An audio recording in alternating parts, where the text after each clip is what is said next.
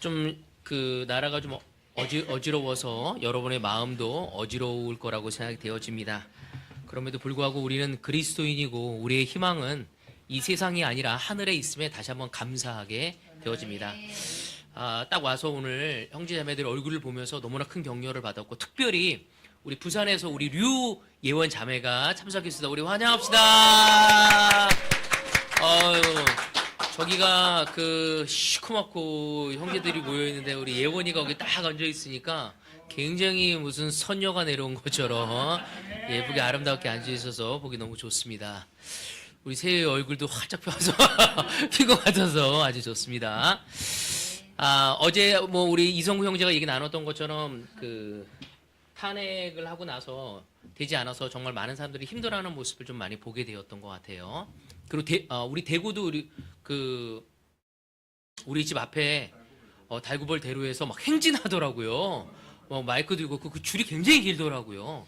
그래서 윤삼 거기까지는 성 열까지는 안 돼요. 윤은 아주 정확하게 들리더라고요. 그리고 쭉 이사가고 봤더니 엄청난 긴 거리로 해가지고 정말 그 탄핵을 원하는 대구의 많은 그 시민들의 열정과 또 마음을 좀 느낄 수 있었습니다. 참 저는 그런 현 상황을 바라보면서 내가 할 수 있는 게 무엇인가 라고 주님께 기도하면서 제가 할 수 있는 것은 기도하고 지금 나에게 맡겨진 그 사명에 충실함을 가져가는 것이 얼마나 필요한지를 새삼 더 많이 느끼게 되었습니다. 그래서 사실 오늘 그 정치 얘기를 안 하려고 하는데 안 할 수가 없더라고요. 그죠? 그래서 오늘 저도 이 이스라엘의 정치에 대해서 이야기를 나누면서 여러분과 이야기를 나누고 싶습니다. 오늘 저희 제목은 잘못된 리더십의 교훈에 대해서 이야기를 하고 있습니다. 리더는 굉장히 필요합니다. 인도자는 굉장히 필요하죠. 가정에서도 부모가 리더입니다.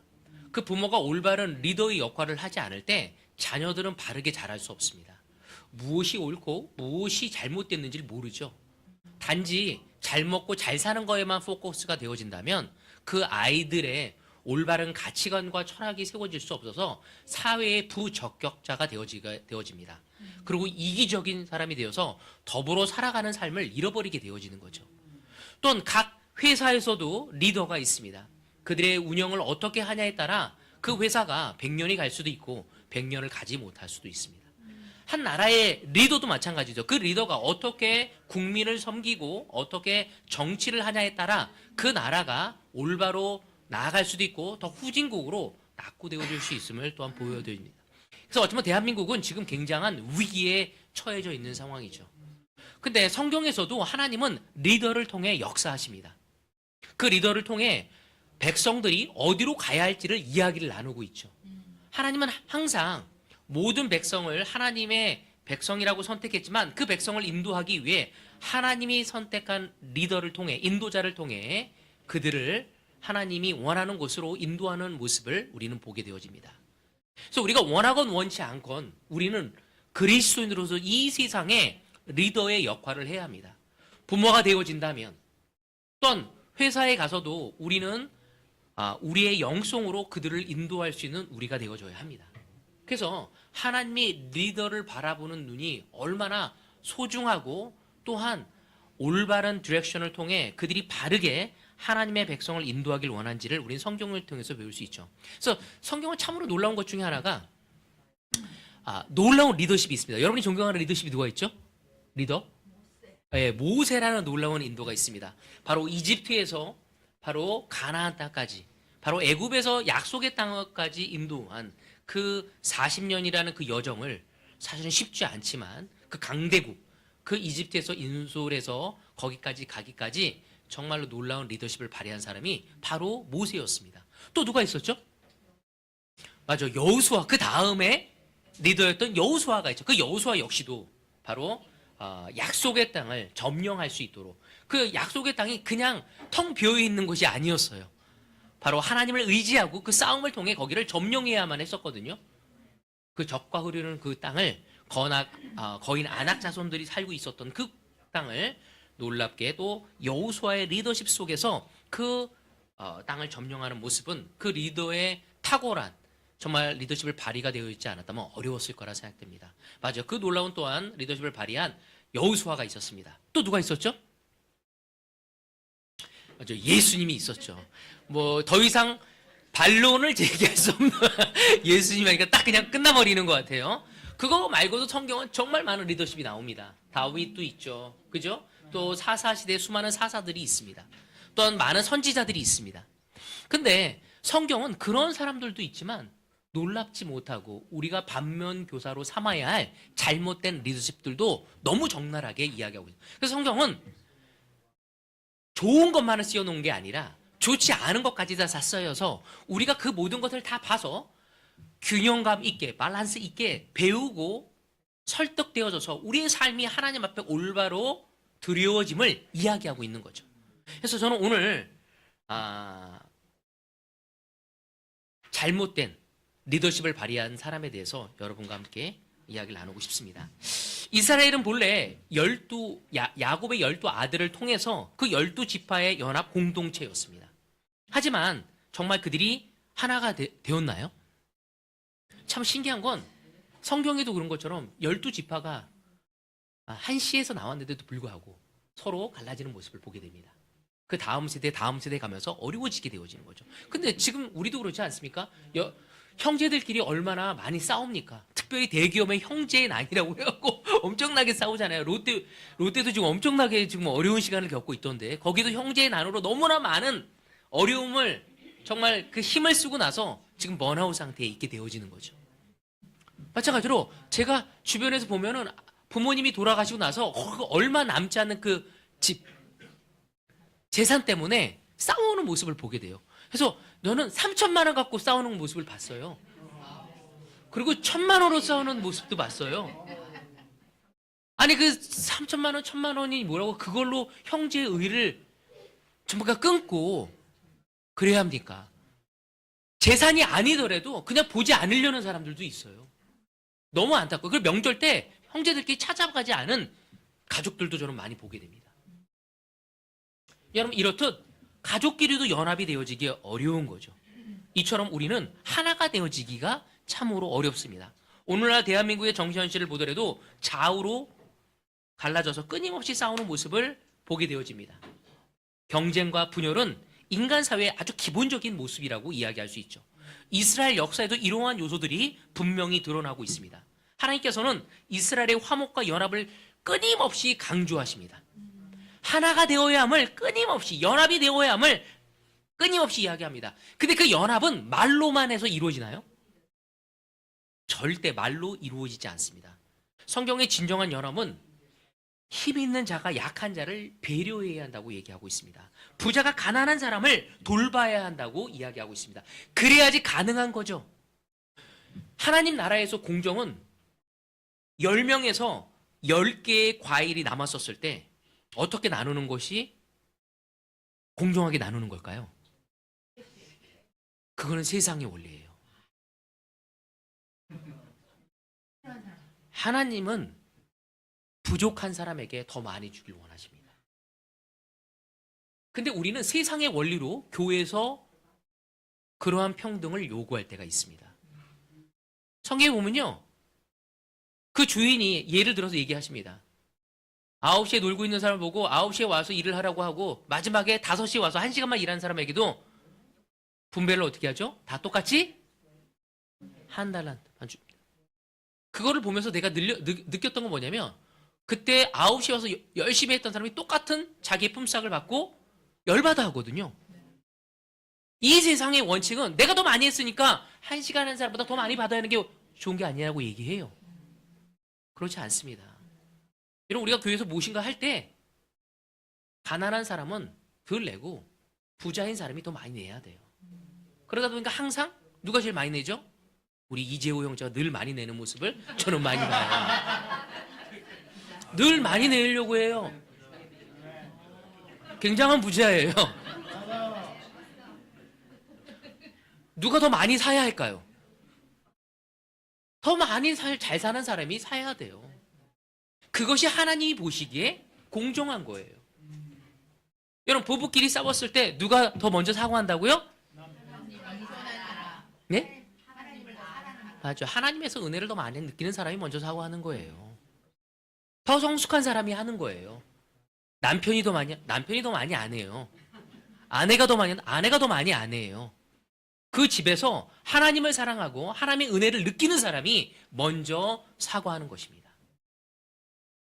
바로 그것이 하나님 나라의 질서고 정의고 공정인 거죠. 하나님께서는 이스라엘 백성에게 항상 한때를 기억하라고 이야기합니다. 그게 언제죠? 맞아요. 출애굽이죠. 너희들이 애굽 시대에 종놀이로 있었을 때, 종살이 있었을 때를 기억하라고 이야기합니다. 왜? 너희들이 갖고 있는 그 모든 것은 내가 준 것임을 이야기하는 거죠. 너의 지식, 너의 능력, 너의 건강, 그 모든 것이 나로 인해서 이루어진 것이라고. 우리 이성구 형제에게 너무나 놀라운 정말 예쁜 아들과 딸이 있어요. 누가 주신 거죠? 예? 하나님이죠. 근데 이성구 형제가 아니야, 내가 능력이 좋아. 나는 아들 2명과 딸 하나, 나의 능력이야. 그건 굉장히 안타까운 거죠. 제가 그 아이를 둘 낳고 나서 병원에서 더 이상 이제 아이와 이제 상의해서 아이를 안 낳겠다고 수술하러 갔습니다. 그때 병원에서 저한테 수술하러 가니까 병원에서 물어봤어요, 저한테. 아이가 있으세요? 그래서 예, 2명이나 있습니다. 그랬더니 너무 놀라는 거야. 사실은 아이를 가질 수 없는 상태라는 거죠. 근데 아이를 내가 낳은 거예요. 그래서 그걸 보면서 하나님이 주신 거구나.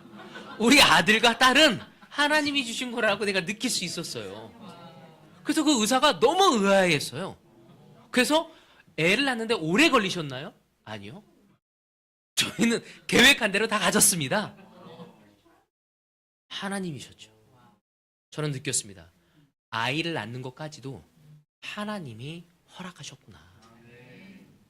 여러분, 오늘 시간 하나님은 우리가 어디서 왔고 어떻게 하나가 되어지고 어떻게 하나님께 영광을 돌려야 할지를 분명히 이야기하고 있습니다.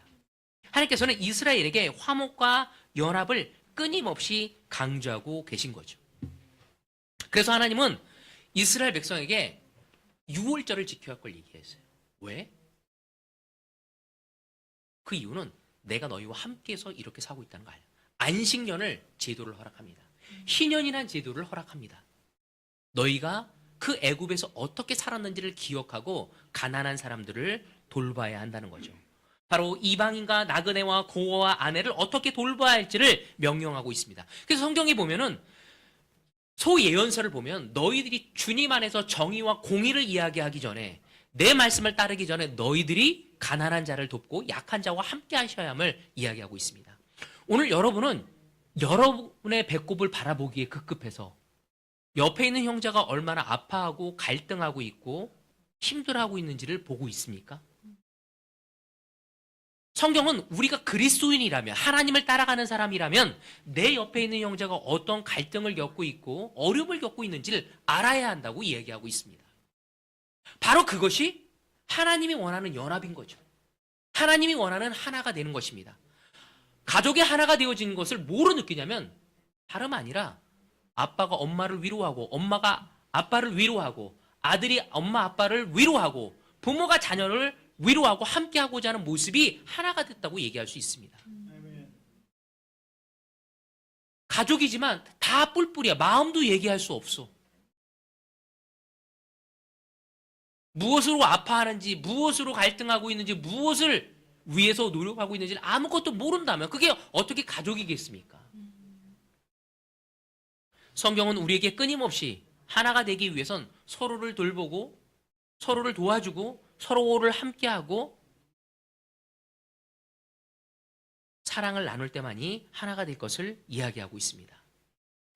이스라엘이 하나가 되기 위해서 강력한 군사력이나 경제적인 힘보다는 약자에 대한 배려와 공평한 사랑이 필요하다는 것을 끊임없이 이야기하면서 이스라엘을 하나로 묶으시려고 하나님은 노력하셨습니다.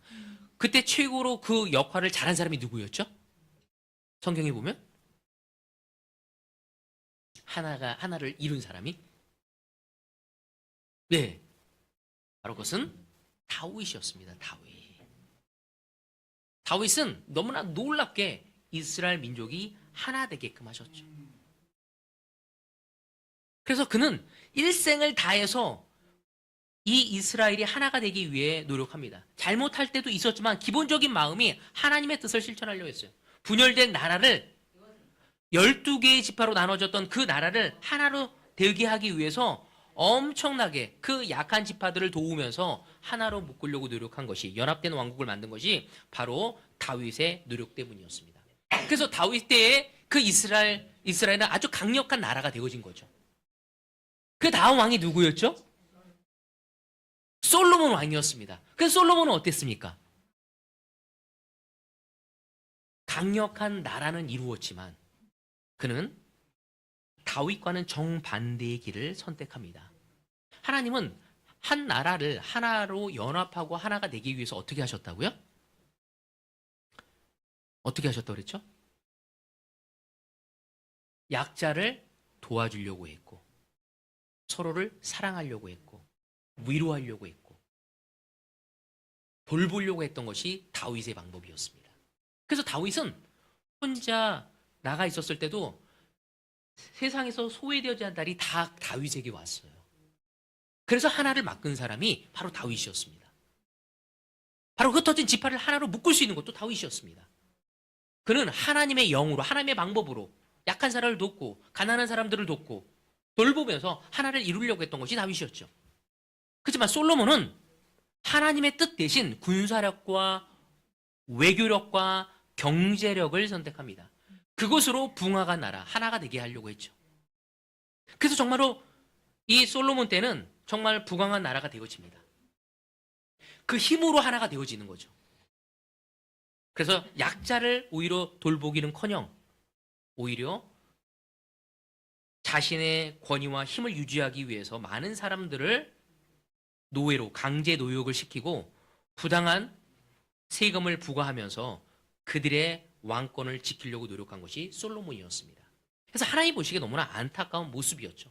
여러분, 솔로몬의 그 성경에 보면은 700명의 후궁과 300명의 첩이 있었다고 해요. 얼굴 다 기억했을까요? 못했을 거예요. 자식이 몇 명이었을까요? 아시는 분? 솔로몬의 자식이 대략 이 정도 됐을 거다. 네? 성경에서는요, 나와 있질 않아요. 자식에 대해서 나와 있질 않아요. 만약에 그 후궁과 첩에서 한 아이만 낳았다고 할지라도 몇 명이에요? 1000명이에요. 근데 너무 안타까운 건 솔로몬이 그의 후계자로 누구로 삼죠? 르호보암으로 삼습니다. 근데 르호보암은 이방인 여자를 통해서 낳은 아들이었어요. 그리고 언급이 없어. 이걸 통해서도 솔로몬은 잘못된 길로 가고 있었죠. 그러니까 그는 그 백성들을 자신의 왕권을 가져가기 위해서 왕궁을 짓고 병거성을 짓고 산당을 지면서 백성들을 강제 노역을 시키게 됩니다. 그러니까 수많은 세금을 걷게 된 거죠.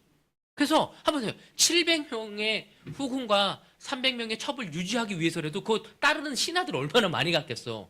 그러니까 얼마나 많은 세금을 걷어야 했겠습니까? 사실은. 그러니까 강제 노역가 더 많은 세금을 부과할 수밖에 없었을 것입니다. 우리 함께 성경을 보도록 하겠습니다. 열왕기상 12장 4절입니다. 임금님의 아버지께서는 우리에게 무거운 멍에를 메우셨습니다. 이제 임금님의 아버지께서 우리에게 지워주신 중노동과 그가 우리에게 메워주신 이 무거운 멍에를 가볍게 해주십시오. 그러면 우리가 임금님을 섬기겠습니다. 바로 북이스라엘에 있는 10지파에 있는 리더들이 바로 르호보암에게서 이 이야기를 하게 된 것입니다. 오늘 저는 두 리더, 르호보암과 여로보암에 대해서 이야기하고요. 르호보암은 남유다의 첫 번째 왕이었습니다. 그리고 여로보암은 북이스라엘의 첫 번째 왕이었죠. 이러한 상황 속에서 솔로몬의 아들 르호보암은 어떤 선택을 했을까요? 우리에게 무거운 멍에를 가볍게 해달라고 했을 때, 우리에게 쥐었던 세금과 중노동을 우리에게 가볍게 해달라고 이야기했었을 때 르호보암은 어떻게 선택했을까요? 열왕기상 12장 1절에 보면 참으로 놀라운 이야기가 나옵니다. 온 이스라엘이 르호보암을 왕으로 세워서 세겜에 모였으므로 르호보암도 세겜으로 갔다. 르호보암이 왕으로 되어지기 위해서 어디로 갔다고요? 왜 세겜으로 갔을까요? 원래는 왕으로 그 지지받기 위해서 어디로 가야 돼요? 바로 예루살렘에 가야 하지 않습니까? 왕이 계승식을 하려면은 수도였던 예루살렘에 갔는데 왜 세겜으로 갔을까요? 세겜을 선택한 이유가 왕위를 계승하기 위해서 거기를 선택한 이유가 뭐였을까요? 예? 친족이 있었다. 자, 우리 같이 보도록 합시다. 여호수아, 이 세겜이라는 지역이 어떤 곳인지 우리를 알아야 돼요. 자, 바로 여호수아. 그러니까 약속의 땅을 이집트에 나와서 정말 여호수아가 땅을 다 안고 나서 그들은 벌써 이제 그 지파별로 땅들을 다 얻었어요. 그러다 보니까 어떻게 된 거예요? 원래 그들은 어떤 민족이었어요? 유목민이었어요. 근데 이제 이 땅을 점령하면서 어떤 사람들이 된 거죠? 청착민이 되어야 돼. 그래서 그들 나름대로 이제 살기에 급급한 거였어요. 그리고 그 정착민에게 도움을 받아야만 했어. 그들의 종이 되어지면서.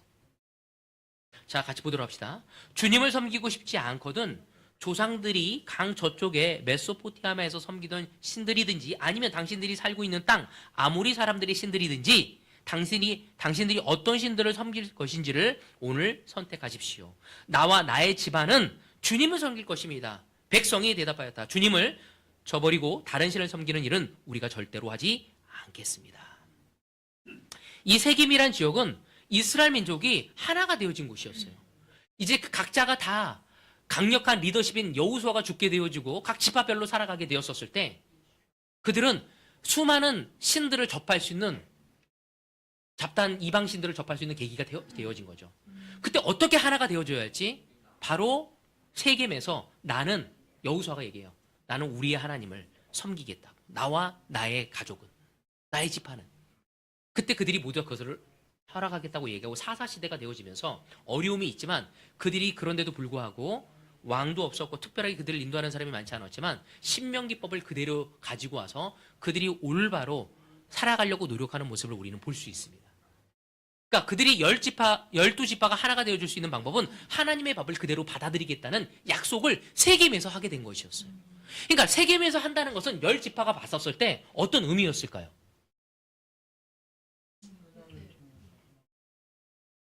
왜냐면 세겜은 여호수아가 가나안 정복을 마치고 임종하기 전 이스라엘 백성과 언약을 갱신한 곳이었어요. 하나님과 언약을 하고 기념비를 세우고 요셉의 뼈를 거기에 장사하면서 가장 중요한 것은 하나님께 언약에서 그 언약을 통해서 함께 하겠다는 거였거든요. 그러니까 거기서 하겠다는 것은 르호보암의 엄청난 지혜로운 것 중에 하나였어. 이 말은 뭐냐면 그 10지파에게 부역이 너무 심해졌고 세금도 많이 걷었기 때문에 강제 노역이 있었기 때문에 그거를 통해서 그들을 마음을 살 수 있었던 방법이었어요.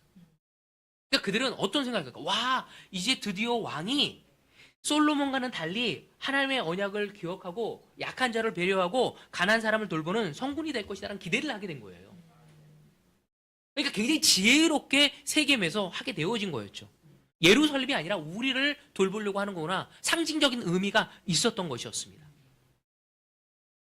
근데 진짜 과연 이 세겜에서 왕권을 받는 그 르호보암은 이것에 대한 신앙적 의미를 충분히 깨닫고 있었을까요? 그는 그러지 못했습니다. 정치적으로 활용은 하려고 했어. 그렇지만 10지파에게 가난한 사람과 약한 사람을 도우려는 마음이 없고 자기의 왕권을 더 강하게 하려는 마음이었던 것이었습니다. 그래서 우리가 아까쯤에 보았던 정말 그 열왕기상 12장 4절에서 이야기했던 것처럼 우리에게 좀 가볍게 해달라고 이야기했었을 때 그는 어떻게 이야기하죠? 르호보암은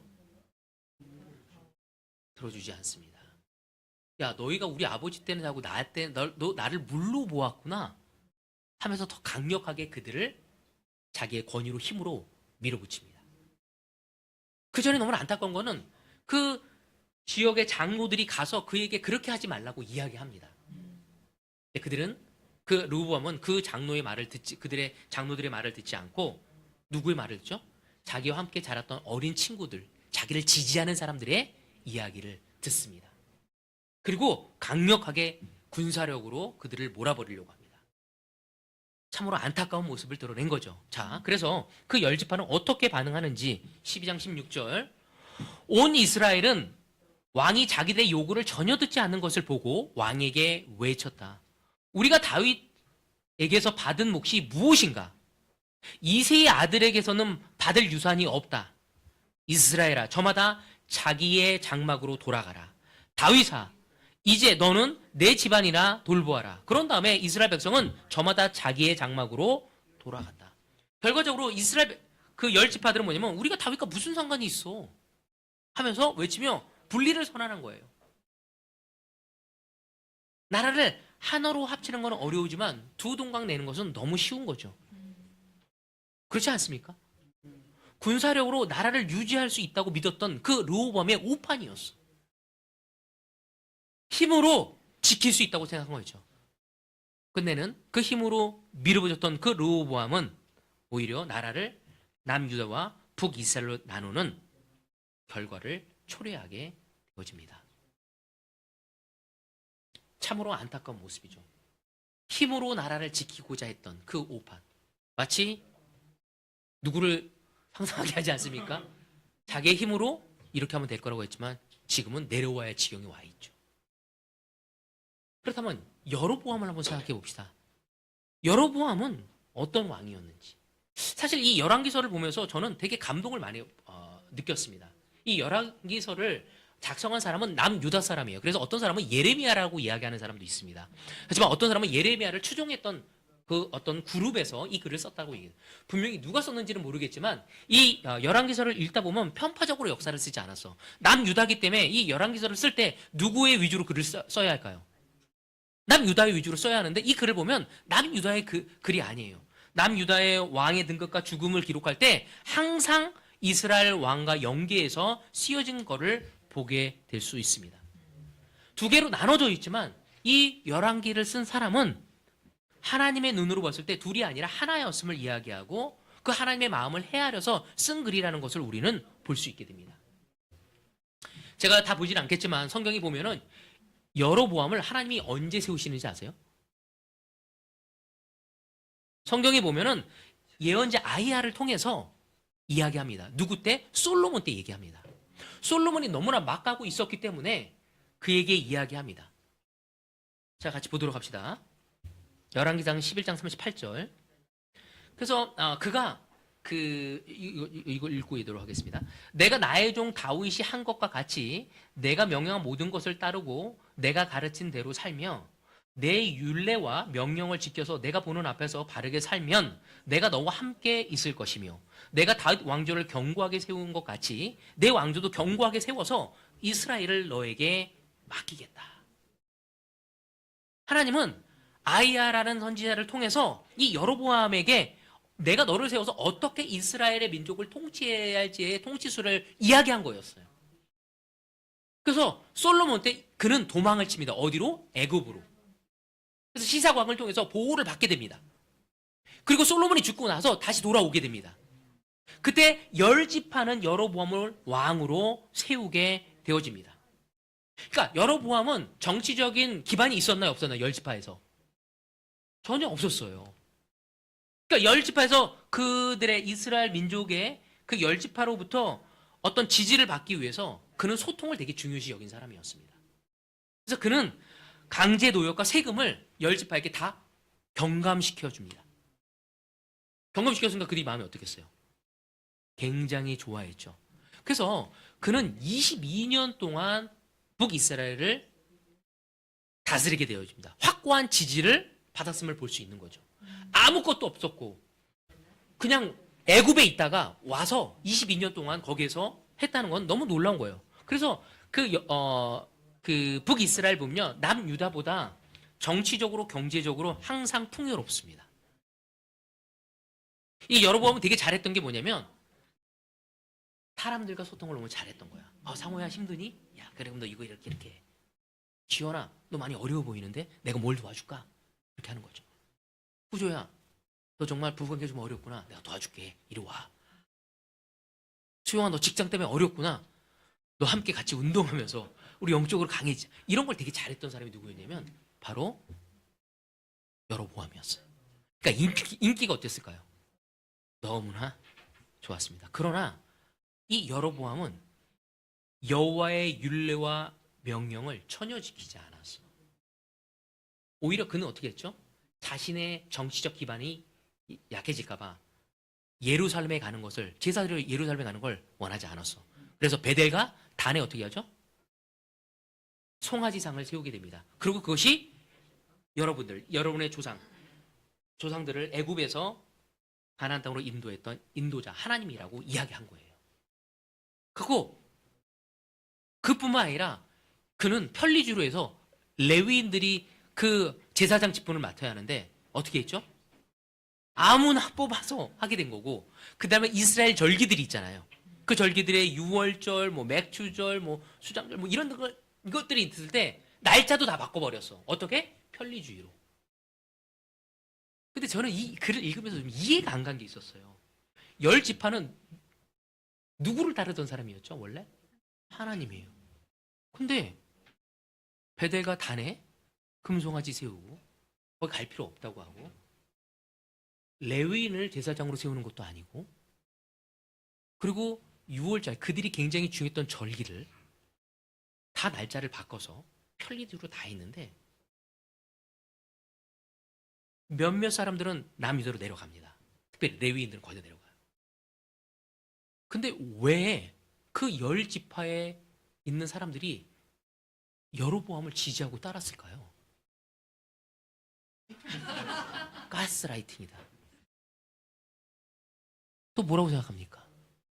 자기들한테 어쨌든 편의를 주기 때문에 맞아 살게 해주니까.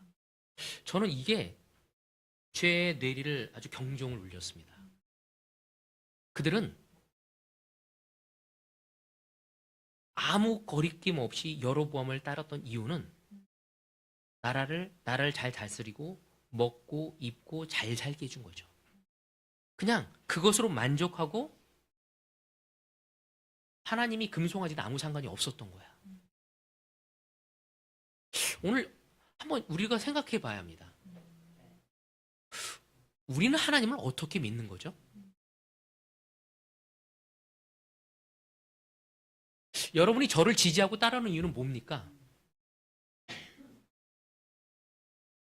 그냥 대국교회를 위하기 때문에 저를 믿습니까? 오히려 정착시대가 되어지면서 이 정착민들은 누구를 믿었냐면 바알신을 믿었습니다. 그 바알신은 번영신이었어요. 성공신이었어. 성공을 위해서, 번영을 위해서, 풍요를 위해서 그 신을 믿어야만 했어요. 어느 순간부터 이스라엘 백성은 리더가 어떤지 상관이 없어. 나만 잘 먹고 잘 살게 하면. 그들의 문화적 영향을 받은 거죠. 내 결혼 생활 좋고 내 아이들 잘 크고 내가 경제적으로 괜찮고 내 관계 좋으면 하나님이 뭐 어땠던 이단에 가도 무슨 상관이 있어? 우리가 하나가 안 되면 어때? 서울하고 하나 안 되면 어때? 그냥 대구만 잘 살면 되잖아. 그거 왜 신경 써야 돼 우리가? 다른 형제가 어떻게 지나 그건 무슨 상관이야? 교회를 떠나던 쓴 마음을 갖건 그게 무슨 상관이에요? 우리의 신앙이 그냥 이방신처럼 번영과 성공만을 위한 삶이라면 리더가 무엇을 가르치던 상관이 없는 거죠. 나만 좋으면 되는 거야. 내 기분이 좋고 내가 행복하고. 북이스라엘이 문제가 있었던 건 리더도 문제가 있었지만 그 많은 사람들이 그들의 개인적인 행복과 번영과 풍요에만 신경을 쓰고 있었던 것입니다. 어쩌면 이 시대도 누가 정권을 잡든 무슨 상관이 있었어. 우리 나라, 우리 지역만 잘 살게 하면 되잖아. 그런 이기주의는 결코 바르게 나아갈 수 없게 만들죠. 그 리더가 얼마만큼 올바르고 하나님을 따르고 그의 순수성을 지키려는 것보다는 나하고 관계 좋은데 뭐.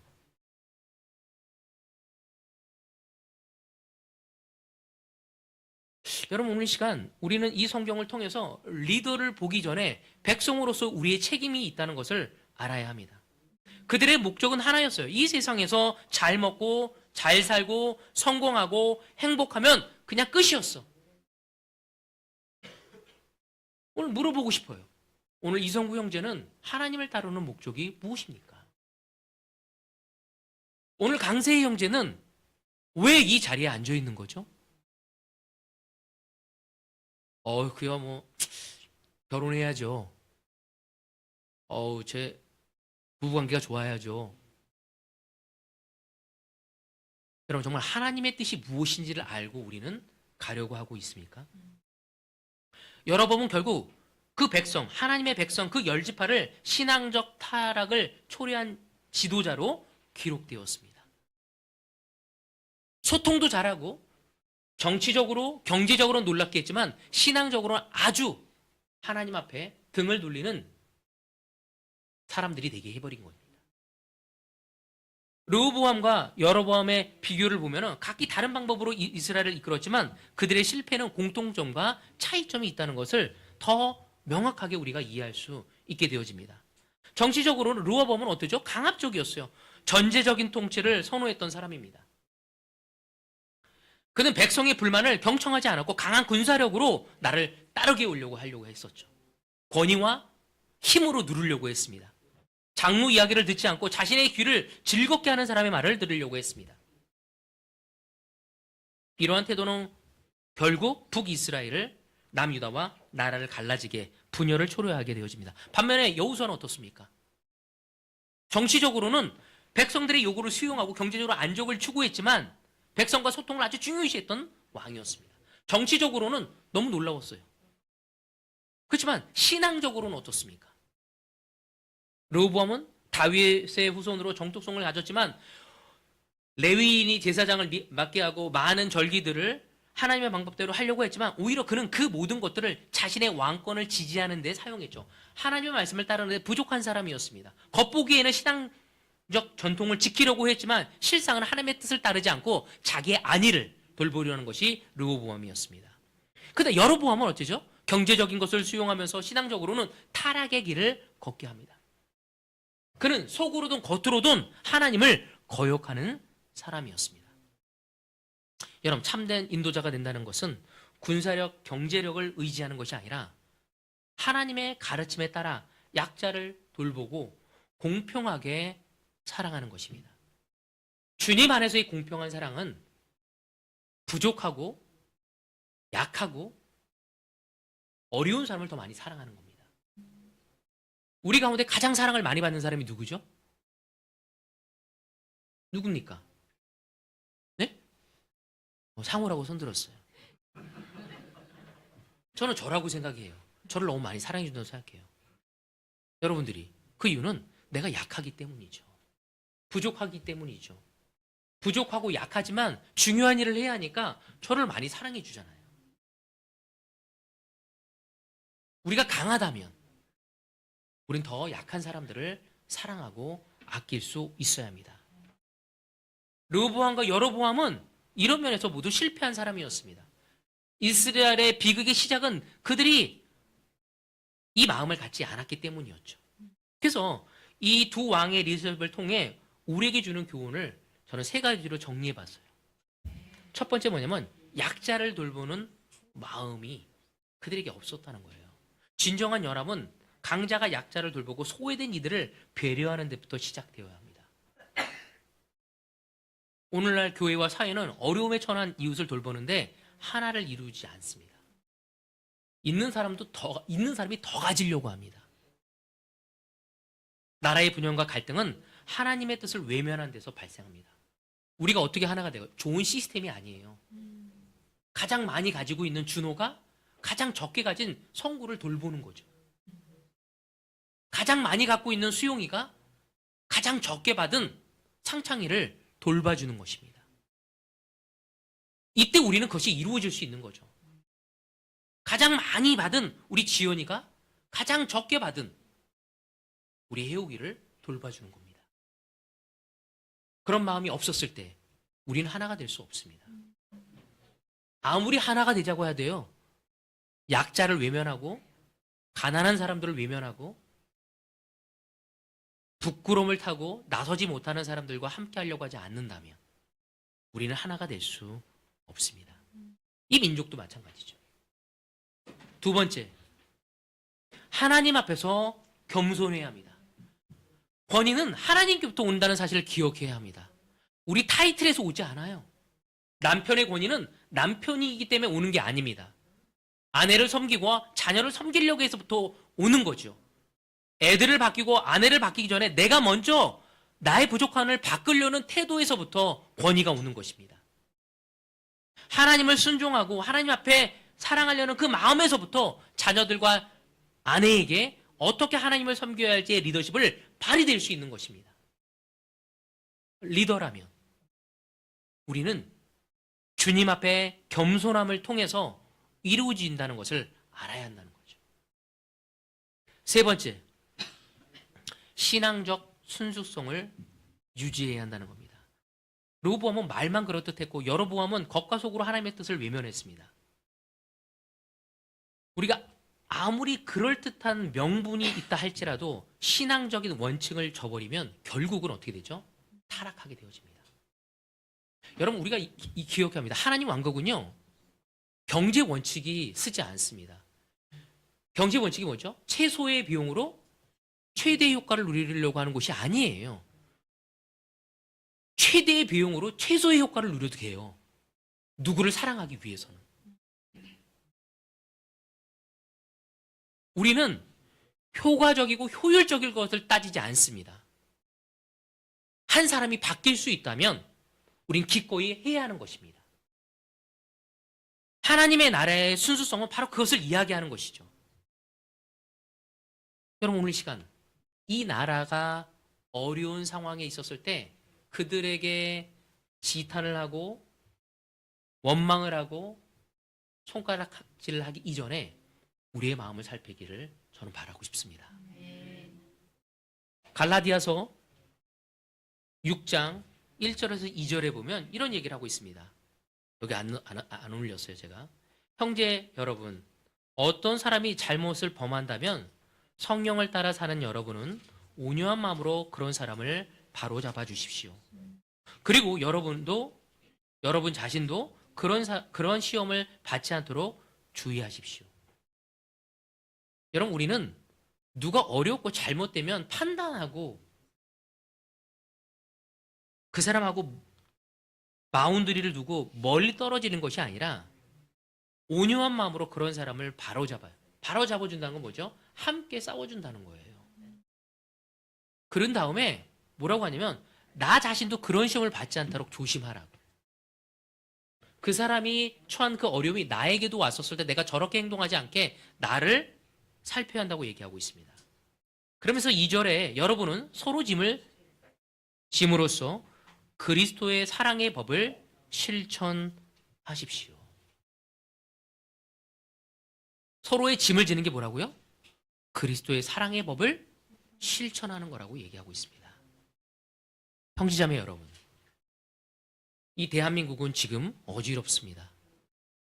그것을 통해 그것이 얼마나 잘못되었다고 이야기하기 이전에 우리는 정말 그리스도인으로서 사랑의 실천의 법을 우리 주변 사람에게, 내 가족에게, 내 형제 자매들에게 나누고 있는지를 살피며 우리가 먼저 본이 되어줄 수 있는 우리 모두가 되어지길 바라면서 오늘 말씀을 여기서 마치도록 하겠습니다.